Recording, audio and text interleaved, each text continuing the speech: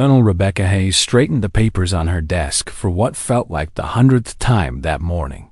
Her movements precise despite the tremor of exhaustion that had settled into her bones after 32 years of military service. The transition office at Maxwell Defense Contracting buzzed with the typical Monday morning energy, but Rebecca felt disconnected from it all, like watching life through thick glass. Her supervisor, Marcus Thompson, appeared at her cubicle entrance with his usual smirk. The man had never served a day in uniform, yet somehow felt entitled to lecture former military personnel about adapting to civilian reality. His expensive suit and perfectly styled hair screamed corporate ambition, while his eyes held the cold calculation of someone who viewed people as stepping stones. "Hayes, we need to talk about your attitude problem," Marcus announced loudly enough for half the office to hear. "This isn't the military anymore. We don't salute here, and we certainly don't expect special treatment for your past experiences." Rebecca looked up calmly, her gray eyes steady. "I wasn't expecting special treatment, Marcus. I was asking for clarification on the contract requirements for the Johnson account." "Mr. Thompson," he corrected with emphasis. "And the requirements are simple enough for anyone with basic reading skills. Maybe military intelligence isn't what it used to be." The comment stung, but Rebecca had faced worse than corporate bullies. She'd made decisions in classified briefing rooms that kept the world safer, commanded respect in situations where failure meant lives lost.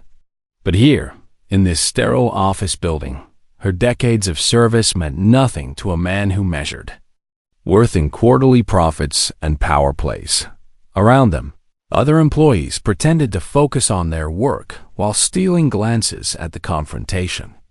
Rebecca recognized the look, the uncomfortable awareness that injustice was happening right in front of them, combined with the relief that it wasn't happening to them. "Of course, Mr. Thompson," Rebecca replied evenly. "I'll review the materials." Again, Marcus leaned closer, his voice dropping to a threatening whisper. "You military types think you're so disciplined, so superior. But out here in the real world, you're just another employee who needs to learn her place. And your place is wherever I tell you it is." He straightened up, smoothing his tie with satisfaction. "Oh, and Hayes? That vacation request you submitted for next month? Denied? We can't spare someone who's still learning the basics." Rebecca's jaw tightened almost imperceptibly. The vacation wasn't for leisure. It was for her retirement ceremony, a quiet gathering she'd planned with her sister. After 3 decades of classified missions and silent sacrifices, the kind of recognition that happened away from public eyes, honoring service that could never be fully disclosed. "I understand," she said quietly, though her hands had unconsciously formed the precise posture she'd maintained during countless military briefings. As Marcus walked away, clearly pleased with himself, Rebecca felt the weight of isolation settling around her shoulders like a familiar, unwelcome coat. This wasn't the first workplace where her military background had been treated as a liability rather than an asset. Corporate America seemed determined to punish those who had given their best years to something larger than profit margins. But something in Marcus's tone, the calculated cruelty in his voice, told her this was just the beginning. She'd learned to recognize predators in many forms over the years, and Marcus Thompson was definitely hunting. The question was whether she still had the strength to be more than prey. Her phone buzzed with a text from her sister Jennifer. "Still planning to come home next month? The house looks exactly the same. Can't wait to see you."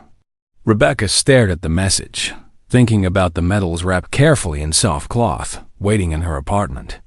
Medals for missions that couldn't be discussed, for decisions made in places that didn't appear on public maps. After 32 years of service, she was finally ready to go home. If Marcus Thompson thought he could prevent that, he was about to learn something about the kind of person who survives 3 decades. In military intelligence, the meeting room felt claustrophobic despite its floor-to-ceiling windows. overlooking the city skyline. Rebecca sat at the long conference table, her posture straight despite the exhaustion that seemed to seep deeper into her bones each day. Around her, 6 other employees shuffled papers and avoided eye contact as Marcus Thompson paced at the head of the table like a predator circling wounded prey. "Productivity is down 15% this quarter," Marcus announced, his voice carrying the theatrical disappointment of someone who enjoyed delivering bad news.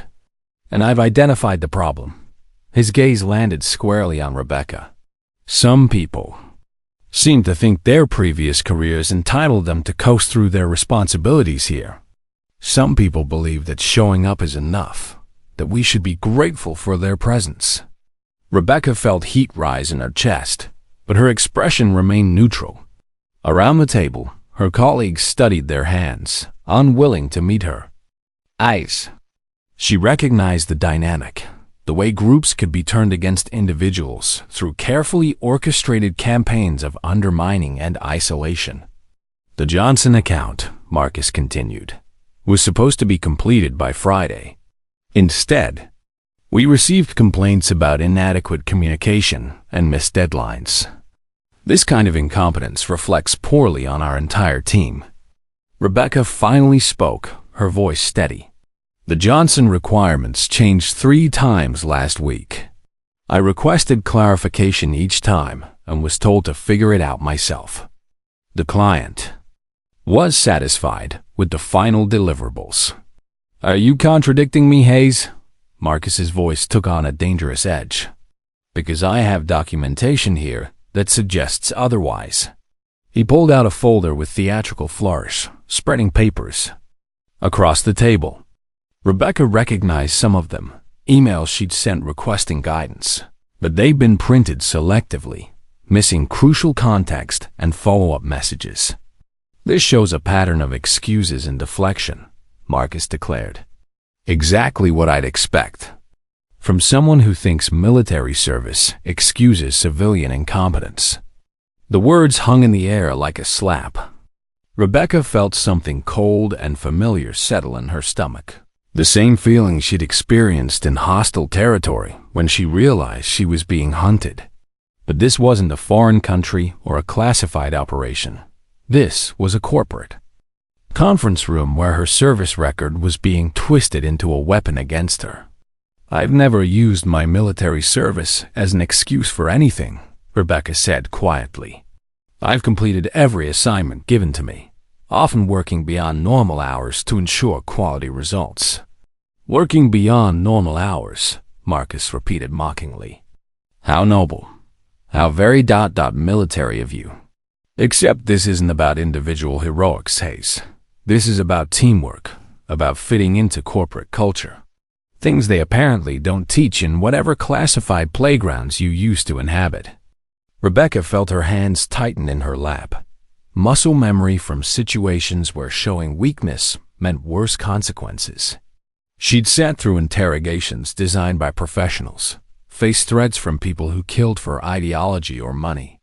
But somehow, this felt different, more personal, more deliberately cruel.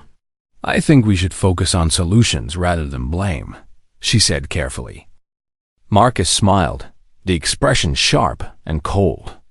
"Oh, I agree completely. And my solution is simple: probation. 60 days to prove you belong here, to show you can adapt to civilian expectations. Any more complaints, any more attitude problems, and we'll have to consider whether this position is really the right fit." The room fell silent, except for the distant hum of traffic far below. Rebecca understood the game now, the careful construction of a paper trail designed to justify a predetermined conclusion. She'd seen similar tactics used by hostile intelligence services, building false narratives to discredit targets. "I understand," she said evenly. "Good," Marcus replied, gathering his papers. "And Hayes? That vacation request, still denied. Someone on probation doesn't get to disappear for personal time. Priorities, you understand." As the meeting ended and other employees filed out quickly, avoiding her gaze, Rebecca remained seated. Through the window, she watched planes in the distance, tiny specks following invisible corridors through the sky. Somewhere out there, military pilots were still flying missions, still protecting people who would never know their names or understand their sacrifices. Her phone buzzed again. Another message from Jennifer. Found some of Dad's old service photos while cleaning the attic. Amazing how much you look like him in uniform. He'd be so proud. Rebecca stared at the message, thinking about her father's quiet strength, the way he'd carried the weight of service without complaint or expectation of recognition. She'd inherited more than his eyes and stubborn chin. She'd inherited his understanding that some battles were worth fighting, even when the odds seemed impossible. Marcus. Thompson thought he was dealing with just another corporate employee who could be bullied into submission. He had no idea he was targeting someone who had spent 3 decades learning that retreat was sometimes just another word for regrouping. The war had begun, even if only one side knew it yet. 3 weeks into her probation, Rebecca arrived at the office to find her security access card had been deactivated. She stood at the main entrance, watching other employees swipe through while the morning rush flowed around her like water around a stone. The security guard, an older man named Frank, who'd served 2 tours in Vietnam, looked uncomfortable as he made the call to get her temporary access. "Sorry about this, Colonel," he said quietly, using the rank he'd somehow learned despite her civilian clothes and corporate badge. "System glitch," they said. "Happens sometimes?" Rebecca nodded, understanding the unspoken message. Frank had been around long enough to recognize manufactured problems when he saw them. "No worries, Frank. These things happen." But they both knew it wasn't a glitch.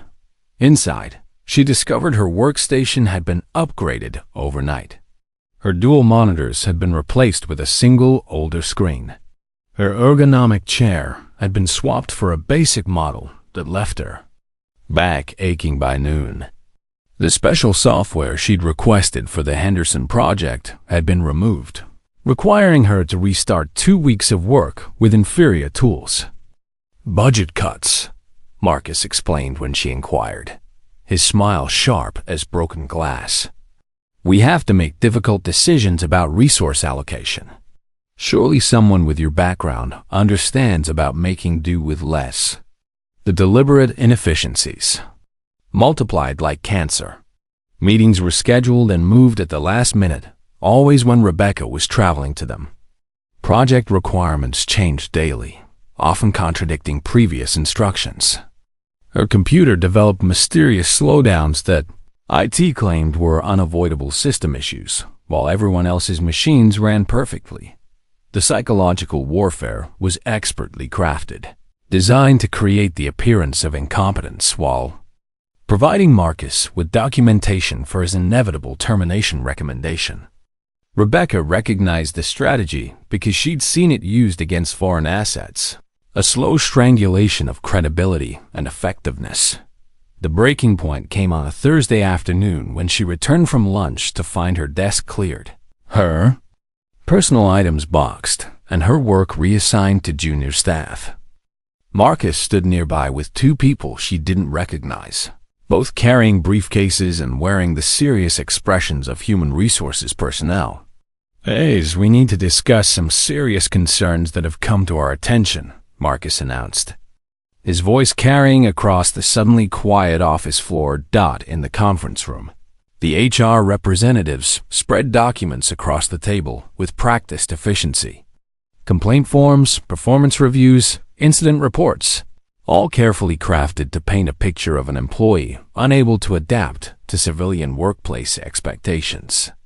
"These are very serious allegations," the senior HR manager, Patricia Wells, said gravely. "Insubordination, failure to follow corporate protocols, creating a hostile work environment for other employees." Rebecca scanned the documents, her trained eye immediately identifying the pattern. Dates had been altered. Conversations had been taken out of context. Her requests for clarification had been reframed as argumentative behavior. Her quiet professionalism had been twisted into evidence of antisocial tendencies. "None of this is accurate," Rebecca said calmly. "These incidents are either fabricated or deliberately misrepresented." Marcus leaned forward with theatrical concern. "Rebecca, this is exactly the kind of defensive reaction we've been documenting. The inability to accept feedback, the paranoid. Accusations about fabrication. This is precisely why we're concerned about your fitness for this position." The second HR representative, a younger man named David Kim, cleared his throat nervously. "We also have reports that you've been discussing classified military information with clients, potentially violating federal security protocols." Rebecca felt ice form in her stomach. The accusation was not just false, but dangerous, the kind of charge that could destroy her security clearance and pension, ending any hope of future employment in defense contracting or government service. "That's completely false," she said, her voice carrying the steel of someone who'd faced far worse threats. "I have never and would never discuss classified information with unauthorized personnel." "We have witnesses," Marcus replied smoothly. "Employees who overheard concerning conversations during client calls." Rebecca understood now that this had moved beyond workplace harassment into territory that threatened everything she'd worked for over 3 decades. Her military pension, her security clearance, her professional reputation, all hanging by threads that Marcus Thompson was preparing to cut. But as she looked at the carefully constructed lies spread across the conference table, she felt something familiar stirring in her chest. Not panic or desperation, but the cold clarity that had kept her alive through years of dangerous missions. The same focused calm that had helped her outmaneuver foreign intelligence services and survive situations where failure meant death. Marcus Thompson thought he was dealing with a victim. He had no idea he was facing someone who had spent 32 years learning that the most dangerous enemies were often the ones who underestimated their opponents. "I'll need copies of all these documents from my records," Rebecca said evenly. "Of course," Patricia replied, clearly relieved by the apparent cooperation. "We'll need your response to these allegations within 48 hours. Until then, you're suspended with pay pending our investigation." As Rebecca gathered the copies and prepared to leave, Marcus couldn't resist one final twist of the knife. "Oh, and Hayes, that retirement ceremony you mentioned? I'd postpone those plans if I were you.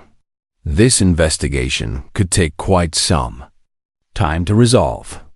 Rebecca met his gaze directly, her gray eyes steady and unblinking. "I understand perfectly, Mr. Thompson. Perfectly." Outside in the parking garage, she sat in her car for several minutes, processing what had just happened. Then she pulled out her phone and made a call to someone she hadn't spoken to in 5 years. "Daniel, it's Rebecca Hayes. I need to ask you about employment law, and I need to ask today." The war had just escalated, and Marcus Thompson was about to learn what happened when you threatened someone who'd spent 3 decades protecting American interests from people far more dangerous than corporate bullies. Daniel Morrison's law office occupied the 10th floor of a downtown building that had seen better decades, but his reputation in employment law was sterling. Rebecca sat across from his cluttered desk, watching him read through Marcus Thompson's carefully constructed accusations with the intensity of someone trained to spot deception. "This is sophisticated," Daniel said finally, removing his reading glasses to meet her gaze. "Whoever put this together understands documentation and legal vulnerability. They're building a case designed to survive scrutiny while destroying your credibility." Rebecca nodded grimly. Daniel had served as a military lawyer before transitioning to civilian practice, and she'd worked with him on several classified matters years earlier. He understood both the military mindset and the corporate warfare she was facing. "The security violation accusation is the real threat," he continued. "Even if it's completely false, the investigation process alone could suspend your clearance indefinitely. And without clearance, you'll never work in defense contracting again. I know, Rebecca replied. That's why I need to move fast and move smart. Daniel leaned back in his chair, studying her with the expression of someone calculating odds. What do you need from me? Legal advice and backup documentation. I'm going to build a countercase, but I need to understand the rules of engagement first. Over the next 2 hours, Daniel outlined her options and rights under employment law, while Rebecca took notes with the methodical precision she'd learned in intelligence briefings. She understood now that this was essentially a counterintelligence operation, requiring the same careful planning and documentation she'd used to expose hostile foreign agents. That evening, she began her investigation in earnest. Her apartment transformed into a command center, with documents spread across her dining table in chronological order, timelines drawn on poster boards, and a growing file of evidence that told a very different story than Marcus Thompson's version. She started with corporate records, using her legitimate access to HR systems to document every interaction, email, and policy change that had occurred since her hiring. The pattern emerged clearly once she mapped it systematically. A carefully orchestrated campaign designed to create the appearance of poor performance while denying her the resources necessary to succeed. Her phone rang at 11:30 that night. The caller ID showed her sister Jennifer's number, but when she answered, it wasn't Jennifer's voice. Colonel Hayes, this is Technical Sergeant Patricia Barnes. I serve with the Air National Guard unit at Maxwell Field. Your sister gave me your number. I hope that's okay. Rebecca felt a spike of alarm. Is Jennifer all right? Oh, yes, ma'am. She's fine. I'm calling because word's gotten around about your situation at Maxwell Defense.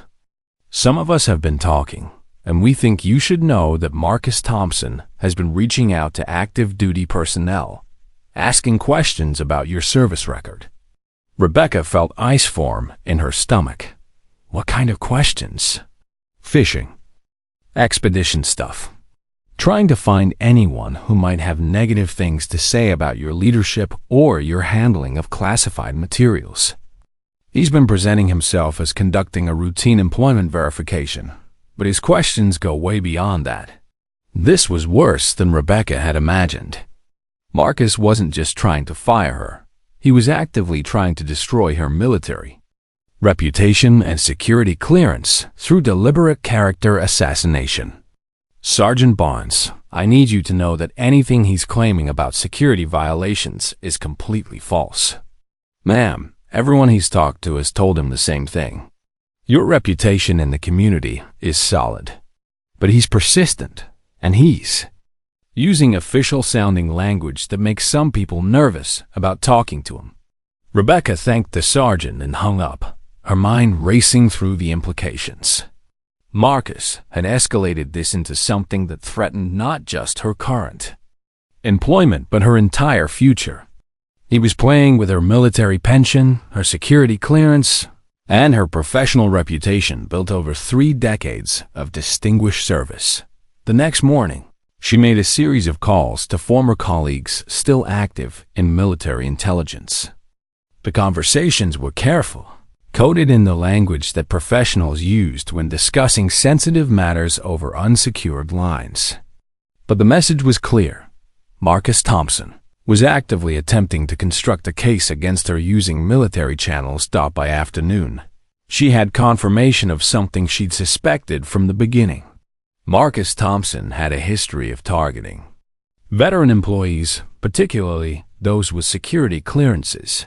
3 other former military personnel had left Maxwell Defense in the past 2 years, all under circumstances involving accusations of poor performance or security concerns. She tracked down 2 of them through LinkedIn. Both were willing to talk once they understood she was facing similar treatment. He waits until after the probation period to make his move, explained former Army Captain Lisa Rodriguez, who now worked for a tech company in Austin. creates just enough documentation to avoid lawsuits, but not enough to prove the pattern. It's genius, really, if you're a sociopath. The second veteran, retired Navy Commander James Walsh, was more bitter. He gets some kind of satisfaction from breaking down military people. Like he's proving that civilian corporate culture is superior to military discipline. I should have fought back harder. That night, Rebecca sat in her apartment surrounded by evidence of corporate malfeasance and deliberate discrimination against veterans. She had enough documentation to file complaints with multiple agencies, enough proof to expose Marcus Thompson's pattern of targeting former military personnel. But as she stared at the photos on her mantle, pictures from her retirement ceremony that had been postponed indefinitely, she realized this had become about more than just her job or her career. Marcus Thompson had made it personal when he started attacking her service record and trying to destroy the reputation she'd built. Through 32 years of honorable service, her phone buzzed with another message from Jennifer. The house is ready whenever you are. Dad would be proud of how you're handling this. Rebecca smiled grimly. Her father had taught her that some battles were worth fighting, not because victory was certain, but because the fight itself mattered. Marcus Thompson was about to learn what it meant to target someone who understood the difference between retreat and tactical repositioning. The counterattack was about to begin. Rebecca walked into the offices of the Equal Employment Opportunity Commission at precisely 9 o'clock Monday morning, carrying a briefcase that contained 6 months of meticulous documentation. The federal investigator, Maria Santos, was a sharp-eyed woman in her 40s who'd seen enough workplace discrimination cases to recognize thorough preparation when it walked through her door. "This is impressive work," Maria said after reviewing Rebecca's timeline and supporting documents. "You've documented a clear pattern of discriminatory treatment targeting veterans with security clearances." Rebecca had structured her complaint like a military operation, with primary objectives, supporting evidence, and backup strategies. She'd learned that federal investigators appreciated thoroughness, and her intelligence background had taught her exactly how to present complex information in digestible formats. "The key issue is the fabricated security violation," Rebecca explained. "Mr. Thompson is using false accusations about classified information to destroy my clearance and prevent future employment in my field." Maria nodded gravely. "That's not just employment discrimination.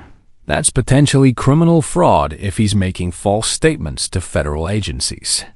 While the EEOC complaint moved forward, Rebecca activated the second phase of her strategy. She discovered that Marcus Thompson's targeting of veterans might violate federal contracting regulations, since Maxwell Defense held several government contracts that required good faith efforts to employ qualified veterans. Her call to the FOD, Department of Labor's Office of Federal Contract Compliance Programs, was transferred twice before reaching investigator Robert Chun, a former military officer who understood exactly what she was describing. "We take these allegations very seriously," Robert assured her. "If a federal contractor is systematically discriminating against veterans, that's a violation of multiple federal statutes. We'll need to conduct a full audit of their employment practices." But Rebecca's most effective weapon came from an unexpected source. Technical Sergeant Patricia Barnes called on Tuesday evening with information that changed everything. "Colonel, you need to know that Marcus Thompson has been contacting active duty personnel using a fake Department of Defense identification number. He's been presenting himself as conducting official security investigations, which is impersonation of a federal officer." Rebecca felt her pulse quicken. "Are you certain about this?" "Yes, ma'am." Major Williams at the security office ran the ID number Thompson provided. It doesn't exist in the system. He's been lying to military personnel, claiming he has authority he doesn't possess. This was the breakthrough Rebecca had been hoping for. Marcus had crossed from employment discrimination into federal crime territory, giving her leverage she could use to protect not just herself but future targets. She immediately contacted the FBI field office, speaking with Agent Jennifer Walsh, who specialized in federal impersonation crimes. The conversation was brief but productive. Within 24 hours, FBI investigators were quietly reviewing Marcus Thompson's communications with military personnel. Meanwhile, word of Rebecca's various complaints began reaching Maxwell Defense through unofficial channels. Corporate lawyers started asking questions. HR directors requested files. The carefully constructed narrative that Marcus had built around Rebecca's alleged incompetence began cracking under federal scrutiny. On Thursday, Rebecca received an unexpected call from Patricia Wells, the HR manager who'd participated in her suspension hearing. "Rebecca, I think we may have rushed to judgment in your case. Could you come in tomorrow to discuss resolving this matter?" Rebecca recognized panic in the woman's voice. Federal investigations had a way of making corporate executives suddenly interested in fair resolution of disputes. "Of course, Patricia. I'll be there at 10. That evening, she called Daniel Morrison to update him on the developments. His reaction was exactly what she'd hoped to hear. "They're in full retreat," he said with satisfaction. "Multiple federal investigations, potential criminal charges, and a documented pattern of veteran discrimination. They'll want to settle quickly and quietly." "I'm not interested in just getting my job back," Rebecca replied. "I want to make sure this doesn't happen to other veterans. Then we negotiate from strength," Daniel agreed. "They need this to go away, but you hold all the cards." Now, Friday morning's meeting at Maxwell Defense felt different from her suspension hearing 3 weeks earlier. Patricia Wells was accompanied by the company's chief legal counsel, a nervous man named Richard Foster, who kept checking his phone for messages from what Rebecca assumed were federal investigators. "We've reviewed your employment situation," Patricia began carefully, "and we believe there may have been some miscommunications that led to unfortunate misunderstandings." Rebecca listened impassively as they offered reinstatement, back pay, and removal of all negative documentation from her personnel file. The proposal was generous by corporate standards, but it didn't address the larger issue. What about other veterans who've been targeted by Mr. Thompson? Veterans who've been targeted by Mr. Thompson, she asked directly. Richard Foster shifted uncomfortably. "That's not really part of this discussion." "It is if you want this matter resolved," Rebecca replied calmly. "Federal investigators are very interested in patterns of discrimination. I imagine they'll want to interview other former employees who left under similar circumstances." The implied threat hung in the air like smoke from a distant fire. Both HR representatives understood that Rebecca held evidence of systematic discrimination that could destroy careers and cost the company millions in fines and legal fees. "What exactly are you proposing?" Patricia asked carefully. Rebecca smiled for the first time in weeks. "I think we can find a mutually beneficial resolution. But first, I'd like to know where Mr. Thompson is today. I notice his office appears to be empty." Richard Foster cleared his throat. "Mr. Thompson is no longer with the company. His employment was terminated yesterday for violations of corporate policy." Rebecca nodded approvingly. Marcus Thompson's war against veterans had finally reached the wrong target. Someone who understood that the best defense was often a carefully planned, methodically executed offense. But she wasn't finished yet. She still had a retirement ceremony to attend, and after 32 years of service, she intended to go home with her head held high and her reputation intact. The conference room at Rome that her head. Maxwell Defense felt different when Rebecca returned for what everyone knew would be the final negotiation session. Richard Foster, the chief legal counsel, had been joined by the company's senior partner, Margaret Harrison, a woman whose reputation in corporate crisis management was legendary. The fact that she'd been brought in told Rebecca everything she needed to know about how seriously the company was taking the federal investigations. "Ms. Hayes," Margaret began, her tone respectful in a way that Patricia Wells had never managed. "We want to make this right. Not just for you, but for all the veterans who work with us." Rebecca studied the documents they'd prepared. A comprehensive settlement that included full reinstatement, back pay with interest, removal of all negative performance reviews, and a formal letter of apology for the misunderstandings that had led to her treatment. But more importantly, they'd outlined policy changes designed to prevent future discrimination against veteran employees. "This looks promising," Rebecca acknowledged. "But I have some additional requirements." She pulled out her own document, typed with the precision she'd learned in military briefings. "First, I want a formal audit of all veteran employees who've left the company in the past 3 years. Any who were forced out through discriminatory practices should be offered reinstatement or compensation." Margaret nodded slowly. "That's reasonable." "Second, I want mandatory sensitivity training for all management personnel regarding veteran employment rights and the value of military experience in corporate environments." "Also reasonable," Richard agreed. Rebecca leaned forward slightly, her gray eyes steady. "And third, I want Marcus Thompson's contact with military personnel reported to the appropriate federal authorities as impersonation of a federal officer." The room fell silent, except for the distant hum of air conditioning. This wasn't just about financial compensation or policy changes anymore.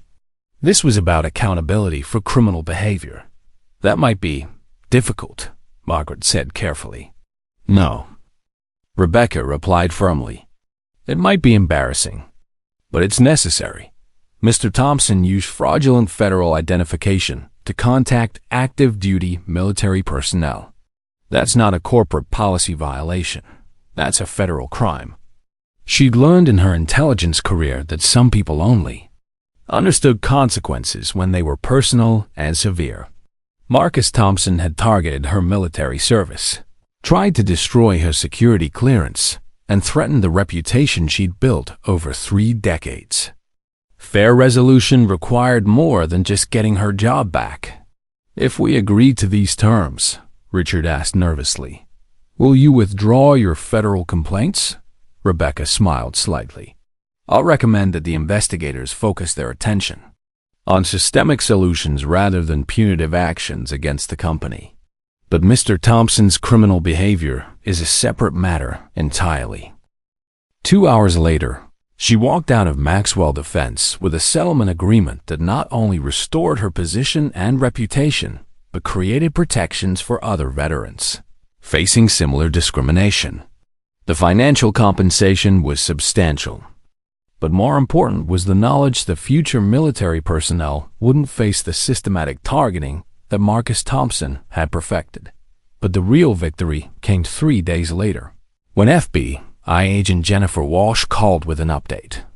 "Marcus Thompson has been arrested on federal charges of impersonating a federal officer and fraud," she reported.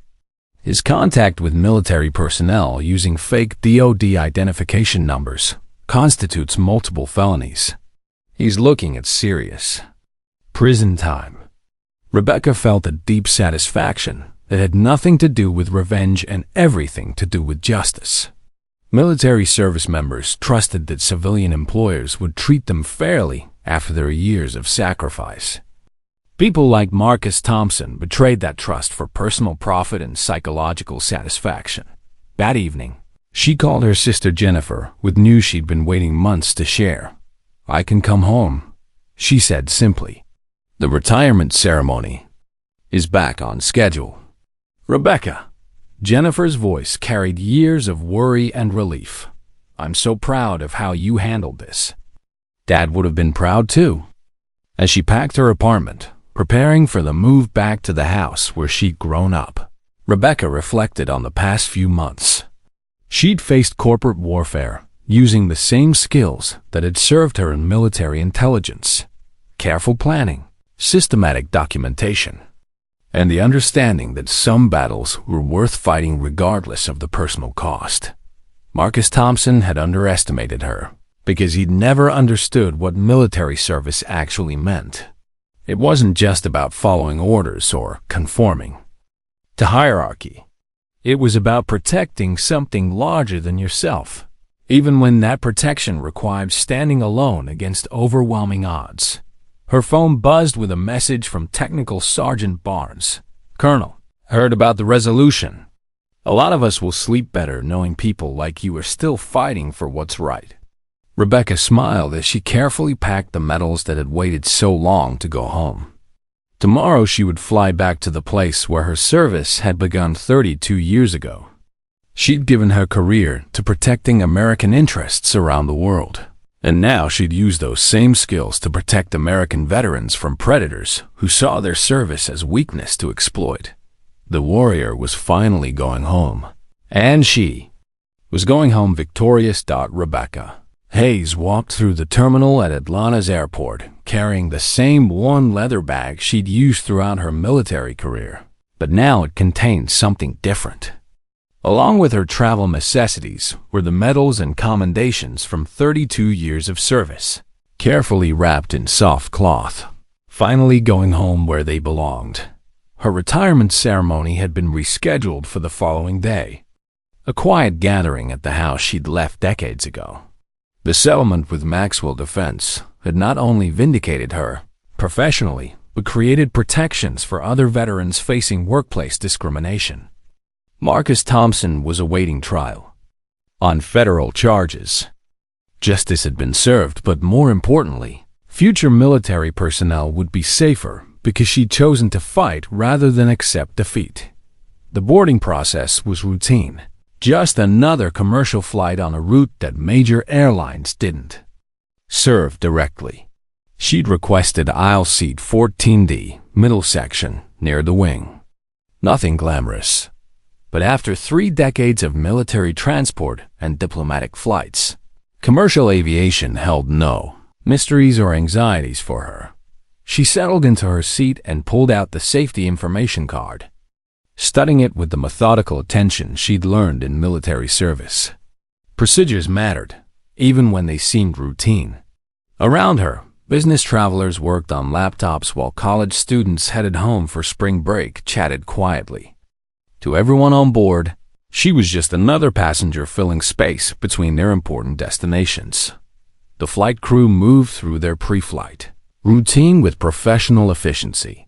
The lead flight attendant, a woman named Karen with 30 years of airline experience, offered the standard safety demonstration without any recognition of who Rebecca was or why this particular flight was different from thousands of others. As the aircraft climbed through 10,000 feet and passengers settled into books, devices, and quiet conversations, Rebecca turned to gaze out the small oval window. The coastline scrolled past far below, an endless expanse of blue that she'd seen from many different altitudes and angles over the years. But today was different from all those other flights. She wasn't traveling for classified missions or diplomatic assignments.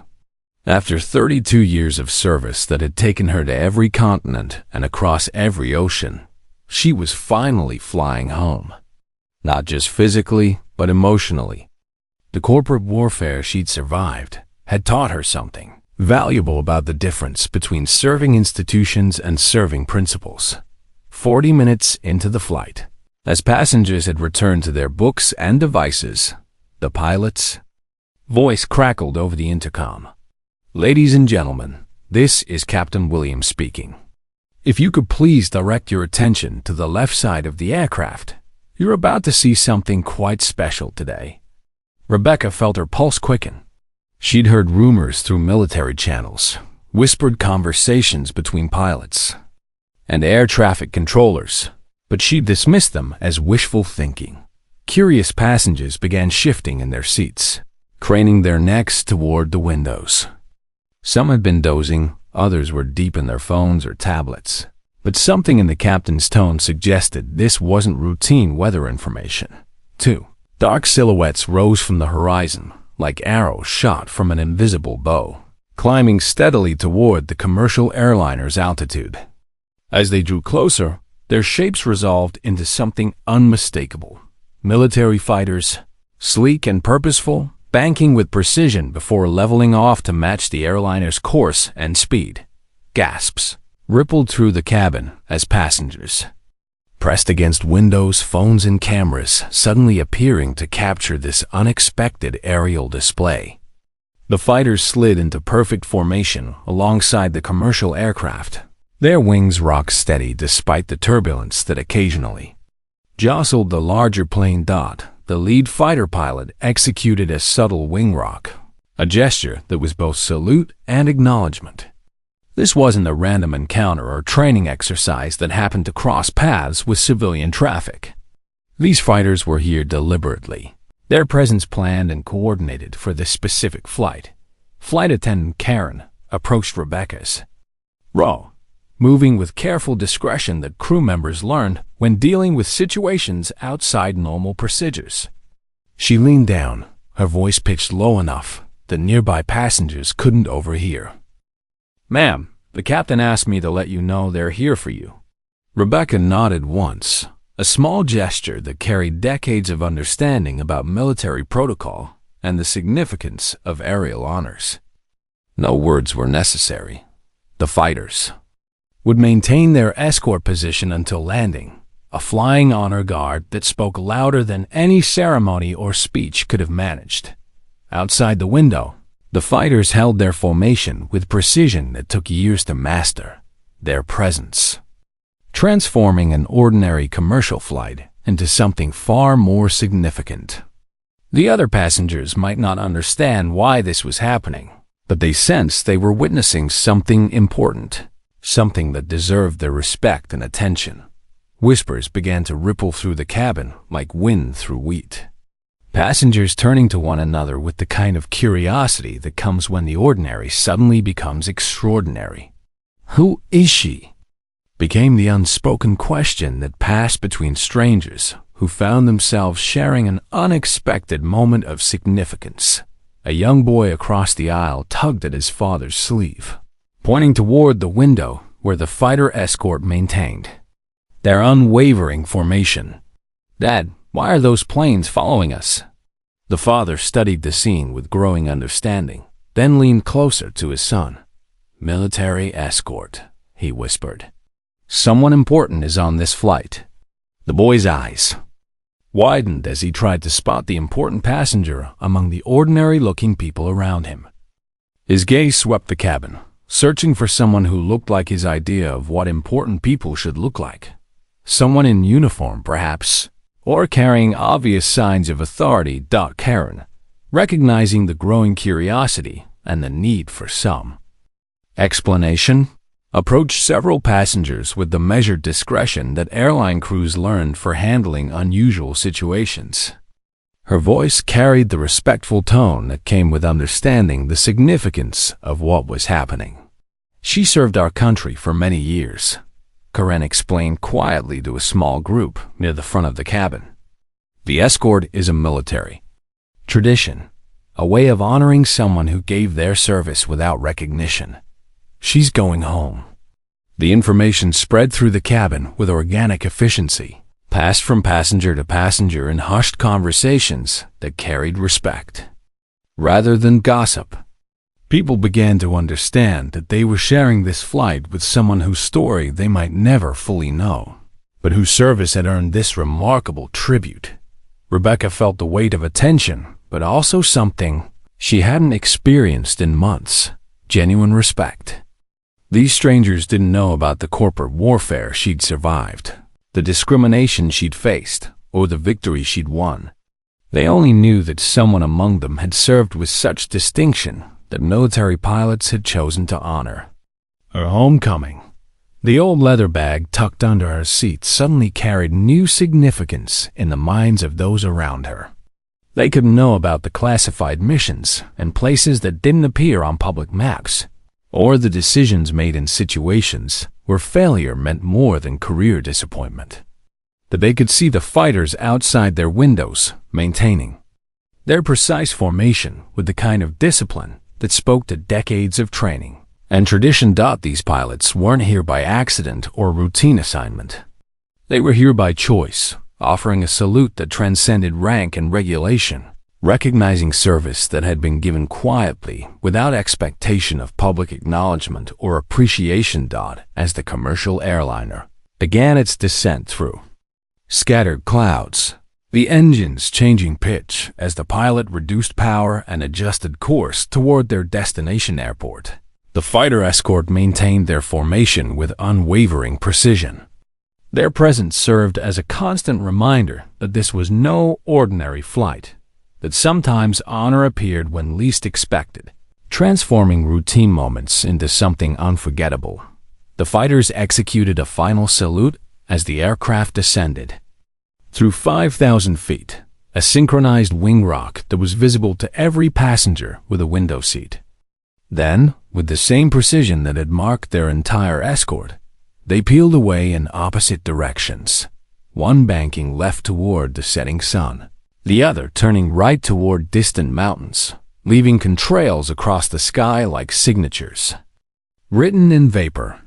Passengers pressed against windows to watch the fighters disappear into the distance, some applauding softly, others maintaining respectful silence that seemed more appropriate for the solemnity of the moment. The cabin had been transformed by their brief encounter with military tradition. Ordinary travelers, suddenly aware they had witnessed something significant, when the wheels touched down on the runway with the familiar bump and screech of rubber on concrete. The usual post-landing rush to stand and gather belongings was notably absent. Passengers remained seated, instinctively understanding that protocol demanded she move first. That respect required patience. Rebecca rose slowly, gathering her worn leather bag with the same quiet efficiency she'd shown throughout the flight. There was no announcement over the intercom, no spotlight or ceremony, just the quiet power of respect that needed no words or formal recognition. As she made her way toward the front of the aircraft, other passengers watched with expressions carrying the kind of reverence usually reserved for solemn occasions. Their faces reflected understanding that they had shared something special, a moment when ordinary civilian life intersected with military tradition in a way that honored service without fanfare or political rhetoric. Outside on the tarmac ground, crew members had paused in their routine duties to watch the aircraft taxi toward the gate. Word had spread through the airport's informal communication network, radio chatter between air traffic control and operations, conversations between pilots and crew coordinators, the kind of professional communication that carried newsworth. Sharing. Rebecca walked through the terminal at her usual unhurried pace, despite the curious glances that followed in her wake. The fighter escort had already become part of airport folklore, the story spreading through baggage handlers, gate agents, and air traffic controllers who understood the significance of what they'd witnessed. At the newsstand, she stopped to buy a bottle of water, her transaction as unremarkable as any other traveler's. The clerk, a young veteran himself, noticed something in her bearing that spoke of military service, but he said nothing beyond the standard, "Have a good evening." Some recognition was best left unspoken, carried in a respectful nod and efficient service that showed he understood. Near the baggage claim area, a retired Air Force colonel recognized the signs. The way she moved through crowds, the situational awareness that never quite turned off, the quiet confidence that came from years of command responsibility. He approached with the careful respect that one veteran offered another. "Ma'am, if I may, that was quite an honor up there today." Rebecca turned to face him, her expression warming slightly at the recognition in his voice. "They didn't have to do that," she said simply, "but I'm grateful they did." 32 years? He asked, reading the timeline in her face and bearing. 32 years, she confirmed. Most of it in places that don't make the news. He nodded, understanding the weight of service that happened in shadows, missions that succeeded because they remained invisible, decisions made in classified briefing rooms that kept the world safer without anyone knowing how close it had come to being less safe. "Welcome home," he said, offering his hand. The handshake was brief but firm, carrying the respect that passed between professionals who had dedicated their careers to something larger than themselves. No war stories were shared, no details exchanged, just a mutual recognition of service that had been given willingly, completely, and without expectation of public recognition. Outside the terminal, a simple sedan waited in the pickup area, driven by her sister Jennifer, who had maintained the family home through all the years of deployment and temporary assignments. The reunion was quiet, marked by a long embrace that spoke of relief, gratitude, and the deep satisfaction of missions completed and promises kept. "I saw the news about the fighter escort on social media," Jennifer said as they drove through familiar neighborhoods toward the house Rebecca had left decades ago. "The video is everywhere. People are calling you a hero." Rebecca smiled tiredly. "I was just doing my job. The real heroes are the ones who didn't make it home." As they pulled into the driveway of the modest house where she'd grown up, Rebecca felt something she hadn't experienced in years: complete peace. The corporate warfare with Marcus Thompson, the discrimination she'd faced, the federal investigations and legal battles, all of it seemed distant now, like conflicts from another lifetime. Inside, the house looked exactly as she remembered, maintained with love and patience through years of absence. Jennifer had prepared her childhood bedroom, the walls still decorated with high school achievements and family photographs that documented a life before military service changed everything. That evening, as they sat on the back porch watching stars appear in the darkening sky, Rebecca thought about the fighters that had escorted her home. Somewhere, their pilots were debriefing the day's mission, filing routine reports that would never capture the significance of what they had done.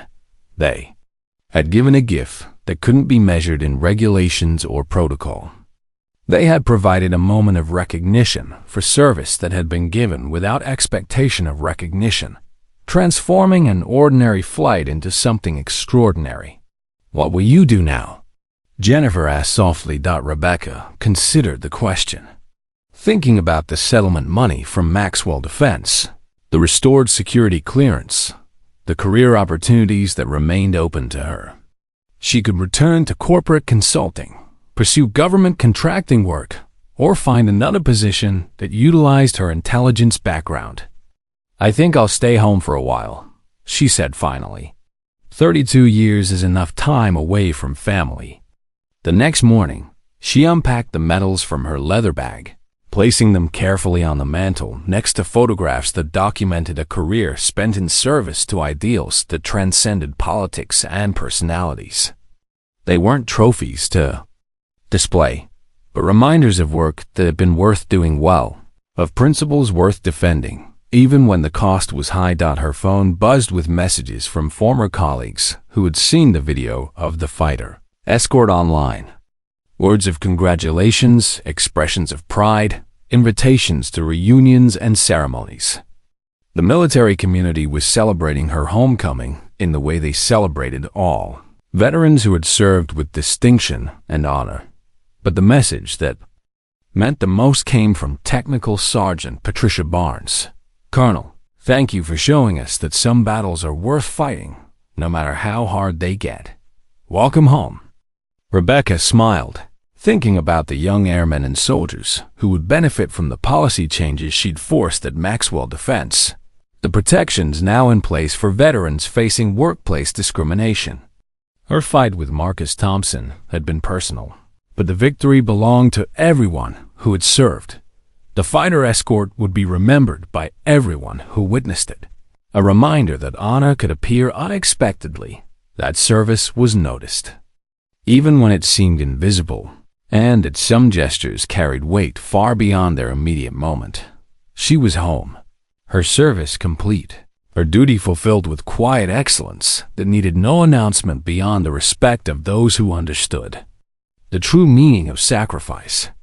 The medals on the mantel caught the morning sunlight, reflecting decades of dedication to something larger than herself, finally resting in the place where they belonged. Outside, American flags flew in neighborhood yards, marking homes where families understood the cost of freedom and the value of those who protected it. Rebecca Hayes had spent 32 years defending those values around the world. Now she would spend her remaining years surrounded by the people and principles that had made her service worthwhile. The warrior had come home, and home was exactly where she belonged. If you enjoyed this story, don't forget to hit the subscribe button and become a part of our Everyday Life Stories community. Where are you watching from? Drop a comment below. We love hearing from our amazing viewers around the world.